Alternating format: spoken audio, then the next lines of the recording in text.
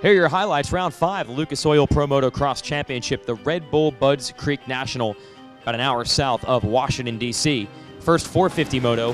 Whole shot goes to Mike Alessi. Finally gets one of the MotorcycleSuperstore.com starts, but Ryan Villopoto gets by Alessi and Ryan Dungey in the second turn of the race and is about to set sail. Here is Dungey in the Red Bull KTM in third, trying to work on Alessi. Maybe keep Villopoto, your series points leader, in check, but that's not easy to do, especially here at Budds Creek, where Villopoto has had great success in the past. See, Dungey is now around Alessi into the number 3 position. Alessi falls into a battle with Rockstar Energy Racing's Ryan Sipes. And then Sipes gets pressure from Team Honda Muscle Milk's Justin Barsha. But look at this. Dungey closes the gap indeed on Villopoto, makes a race of it. A little bit further back, James Stewart, fastest in practice, crashes. He would finish the moto in 11th. Dungey made a run at Villopoto for a while, but Villopoto was sneaky getting through lap traffic. Look at that move right there. He would pull back away from Dungey and go on to the moto win. Dungey actually had a big crash, would recover to finish second with Alessi in third.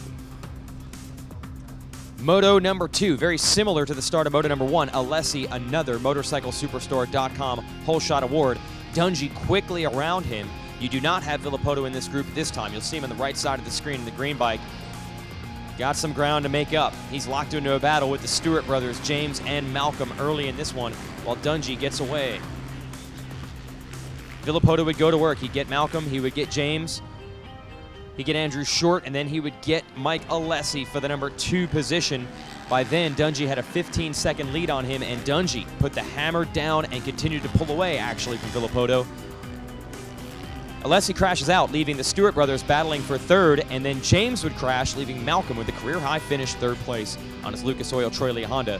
Meanwhile, Dungey goes on to his second overall win of the year, once again with 2-1 scores, meaning he and Villopoto tie on points for the day. And shout out to Trey Kennard, 6'4" on the day. He finishes third overall in the 450 class. On to the 250s. We're going to show you the back of the start here because a lot of big hitters are back there. Eli Tomac, Zach Osborne, and Cooper Webb all tangling with each other. Webb and Osborne end up down. Will Hahn and Adam Cincerillo have good starts here. They are passed immediately by Marvin Musquin. Musquin pulling the Villopoto move. Still impressive to see Hahn in his first race back this year, coming off a broken hand up front. Joey Savaggi, a rookie, would put Adam Cincerillo back. This is Cincerillo's first pro race, by the way. There's Cincerillo's teammate, Darren Durham, down. Durham was riding well, but no one was riding better than this man. Blake Baggett, your defending series champ, hasn't been putting the performances he wanted together early this year. He would get to 4th, then 3rd, then go after Roczen for 2nd, and then pass Musquin for the lead. This is vintage Blake Baggett. Your defending series champ would leave the 2 KTM riders in his wake and was headed to his first moto win of the year. Meanwhile, Roczen and Musquin had a battle to the death down to the end. Musquin hangs on to finish 2nd. Blake Baggett, is he back? Sure looked that way in Moto 1.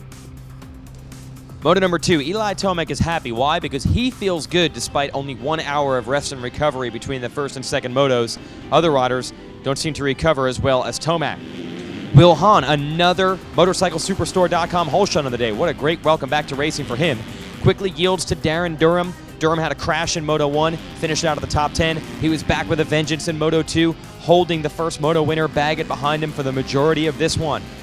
They look to be in their own private duel for the win, until amazingly Tomac, with a terrible start here, would catch them from 3rd and then go after them to try to take the lead. It was a stirring come-from-behind performance, and once he made the move on Baggett, he quickly got around Durham as well and then wheelied away. Durham would then let his teammate Baggett go by him, hoping Baggett could maybe run Tomac down. Would not happen behind. A great battle. You got Hahn, the KTM teammates, duking it out. At one point, Musquin got to 5th, and he crashed back to 7th. Zach Osborne would get through all of them to finish 4th. Durham would hang on for 3rd.